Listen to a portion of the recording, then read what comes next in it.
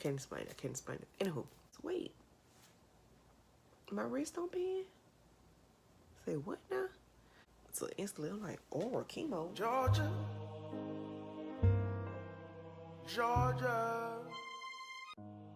Be careful not to keep the residue of anything that had you feeling weak. Like what you said versus what you think. Sometimes your own assumptions of the word. Hey lovers, welcome back to my channel. Oh honey. Today we're gonna be talking about some stuff, some real stuff that's going on.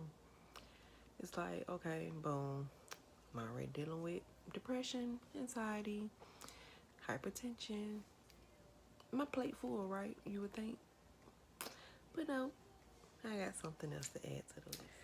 So, when I released that video about, you know, me battling my issues about losing my close loved ones, I did leave something out because I was in the process of like being diagnosed and figuring out what my further options would be. And that diagnosis would be rheumatoid arthritis. So I've always thought, at least a few years ago, I was diagnosed with carpal tunnel in my right hand, and I had a carpal tunnel release right here. And then shortly after, I started having pain in my left hand. So carpal tunnel, of course, is basically overuse or repetitive movements that causes the this tunnel here to collapse and pinch the nerve, okay? And it causes you to not be able to open your fingers and close them without pain. Sometimes you have spasms running through. They come all up here in your forearm, all kind of stuff, swelling, stiffness, constant pain. So quite naturally, when I started experiencing it in my left hand, they told me first that it was carpal tunnel, and then they ended up doing nerve studies and things like that. And then they ended up saying, okay, no, we don't actually see carpal tunnel in your left hand. It's more so tendonitis. So they still instructed me to do the same things I did with my right hand, which was go to physical therapy, take ibuprofen 800 as needed. And all this was while I was working at a hotel in downtown Atlanta called the Omni Hotel. And so once I stopped working there, it was no longer a workers' comp thing. I was released. And so, of course, once I stopped working there, my hand got worse, okay? And I was no longer covered. And so at that time, I'm like, oh my gosh, no, I'm no longer covered with workers' comp. I don't have any health insurance. What am I going to do? So I started researching, and I realized I can take naproxen sodium over the counter. So I started taking that to deal with the pain in my hand. And they had also, while I was covered, they had also given me a hand brace. So I started using my brace as needed, which actually became a constant thing. I actually needed a brace sun up, sundown. Only time I really took that brace off was to take a bath, and that's me being so serious. But anywho, I realized in like November 2017, I was going through my hallway too fast, moving way too fast, trying to do someone's makeup, and I hit my hand on my table. And that degree of pain that I felt in that moment, I knew something was off. I knew something was different. I hit my hand, and I didn't hit it that hard, but it actually felt like I hit something that was trying to break a loose, but I kind of like, I can't even explain. It's like, imagine something being stiff, and you hit it, and it just, boom. I can't explain it. I can't explain it. Anywho, hit it. I was in instant pain. I was through Dilla. I screamed so loud. You hear me? And I went to do something, and I realized, wait, my wrist don't bend? Say what now? So I'm going to show you guys. It hurts right now as we speak, but anywho, this is my right hand. Of course, you see, I can bend, right? This is my left hand, and you can see the major difference, okay? Major difference. I cannot, no matter how hard I try, I cannot bend my wrist. So this is what I'm dealing with. Bend, can't bend. Like, it hurts just trying to do that to show you guys, but I can't bend my wrist. Which you can see my hand deforming. But, and it's popping. But anyway, I was diagnosed at least like a month ago with rheumatoid arthritis. And at that time, I was placed on medication called prednisone. And I'm taking 5 milligrams of it twice a day, 1 tablet twice a day. And of course, in addition to that, I'm taking my high blood pressure and my anxiety medication, which is called propranolol. Now, I have been prescribed this medication, and this medication causes me to not be able to have any more kids if that's something I want to do, which I had plans to at least have 1 or 2 more, but it's not in my cards right now. So with this medication I've been recently prescribed, I can't have kids. If I'm forced to get on birth control, because if I end up being pregnant, I'm either going to lose my baby or my baby will have serious birth defects due to this medication here. And well, my doctor told me that I had to have a real long talk with my husband, and it was hard, but we both just decided that, you know, right now, my health is what matters, and we need to focus on me right now instead of bringing another life into this world. Focus on me, get me better, and we'll go from there. But in the same mindset, it's like, what kind of medication is this to where you can't have babies? Like, and this is for rheumatoid arthritis? And also, I need to upload a picture of my x-ray where you guys can actually see my wrist, and I will do that for you guys. It'll be right here somewhere. But anyway, my x-ray shows that my wrist bone, or my wrist in itself, is all shattered. It's all fused. Like, it looks like I broke it and it just said, like it just exploded and it calcified. That's exactly what it looks like. I had to be referred to a orthopedic doctor to see if I could possibly have surgery, like a wrist replacement or something, to help me get a range of motion back. But I learned on this past Friday, I'm not a candidate.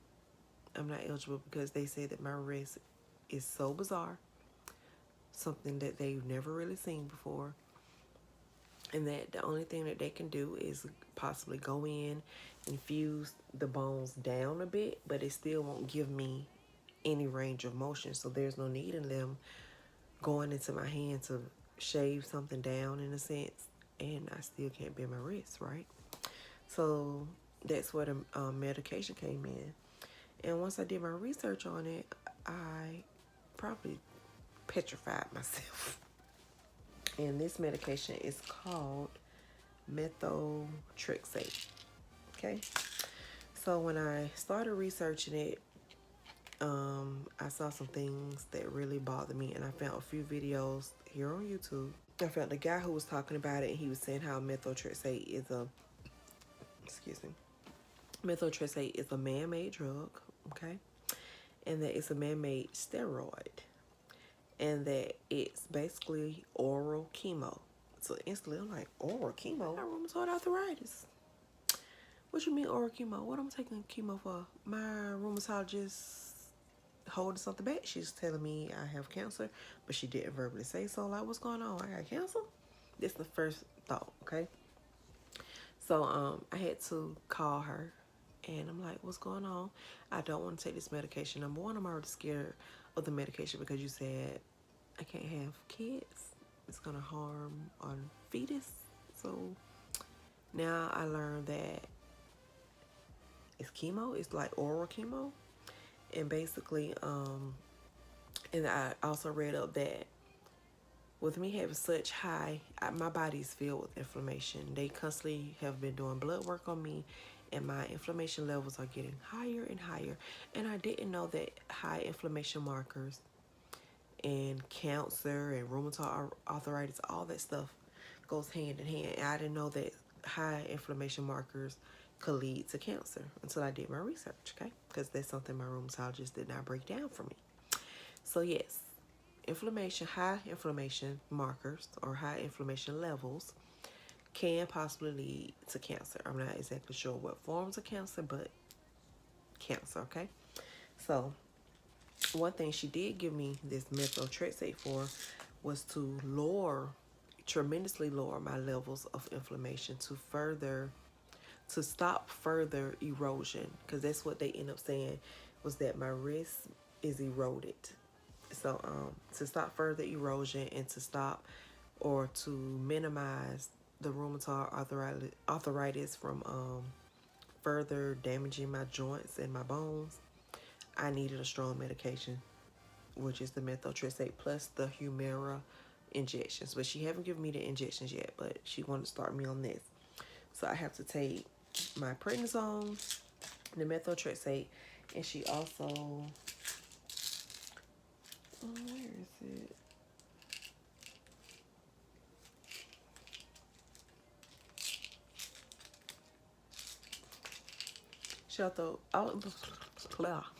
She also prescribed me with some folic acid. So basically she explained to me that yes, methotrexate can be considered an oral form of chemo. However, it depends on the dosage that you're prescribed. So the dosage that I was prescribed is 2.5 milligrams, which is not necessarily strong enough to treat cancer. It's strong enough to treat rheumatoid arthritis. So that made me feel a little better, but it's still the fact that methotrexate can increase your chances of getting, I thought it was, when I read up somewhere it said leukemia, but it's actually lymphoma. So methotrexate can increase your chances of getting lymphoma, cancer. Anywho, and then I read up on the side effects. So some of the side effects are nausea and vomiting, stomach pain, diarrhea, hair loss, tiredness, dizziness, chills, headaches, sores in your lungs, mouth sores, painful skin sores, bronchitis, fever, bruising more easily, increased risk of skin infection, sun sensitivity, rash, stuffy or runny nose, sore throat, abnormal results on liver function tests that may indicate liver damage, and low blood cell levels. Bruh, did medication do all that? I'm scared. I'm scared. I know she said I need it, but it's like, what am I okay if I don't take the medication and just take my chances, or take the medication and increase my chances? Like, cancer is just sitting right here basically. What do I do? Do I drop the ball? Do I catch it? I just don't know what to do. So I don't know. It can also cause kidney problems, liver problems, unusual bleeding, pancreatic issues, lung lesions, like I said, lymphoma. And symptoms of lymphoma includes tiredness, fever, chills, weight loss, and loss of appetite. It can also cause infections, and those symptoms of infections are fevers, chills, sore throat, ear and sinus pain, cough, anal itching, pain while urinating, further bone damage and pain. It's just like, bruh. It's like reminding you of one of those commercials where you watch a commercial, you be like, yes, take this medication. It can make you feel better. It can heal your disease. And then they be like, but at the end of the video, be like, but this could lead to sudden death, amnesia. Like, these side effects of these drugs they be trying to give us, honey. scaring me. Like, legit, I'm scared, bro. Like, for real, for real. But anyway, I have to take this medication in a few hours because right now, today is Tuesday, March the 5th. And I'm up making this video at 2:01 in the morning. 2:01. But anyway, in a few hours, I will be getting up, taking my first dose of this. And the methotrexate, I have to take it 4 pills once a day, once a week. So I chose Tuesday to be my days of the week to take it because I work Saturday, Sunday, Monday. So Tuesday is a better day for me to take it, and especially with the chance of being nauseated and all that stuff, I'd rather do it while I'm off. So every Tuesday will be my day to take my medicine. So for the first 2 weeks, I have to take 4 pills at one time every Tuesday for 2 weeks. And then after that, going into my 3rd week, I have to start taking 6 pills at a time, once a day for the week. And I'm not going to sit here and say I'm ready because I'm not. I'm really scared. Like, I hope it does help me. I hope it helps with the stiffness, the constant pain, because I'm always in pain. Like right now, I'm sitting here holding my wrist like this because this makes me feel better when I put a little pressure on my wrist, because when I let it go, it's like I'm having spasms in my hand and like these weird pains, but it's normal for me. But anywho, so I'm going to be sharing this journey with you guys. I'm going to come back in a few hours when I take my first dose. I'm just going to share my whole first day with you guys, let you guys see how the medication have an effect on me, whether it does or it doesn't, if it makes me sick, if it doesn't make me sick. I'm going to share this journey with you guys, and I will also be sharing some other things with you guys. I would like to come to you guys and do some different conversation topics. Like, that's why my intro said pink cup convos. I'm going to come to you guys with my pink cup, and we're going to talk. We're going to just talk about me dealing with, ooh, that was a little strong. But we're not going to just talk about me dealing with health issues. I want to talk about a lot of stuff: girl talk, relationships, real life stuff. Anything I can think of, we're going to talk about it, and it will be labeled Pink Cup Convos. So I want you guys to stay tuned. I will see you guys in a few hours. And until next time, you guys already know what's up. I love you, love bugs. I release all disappointment from my mental, physical, spiritual, and emotional.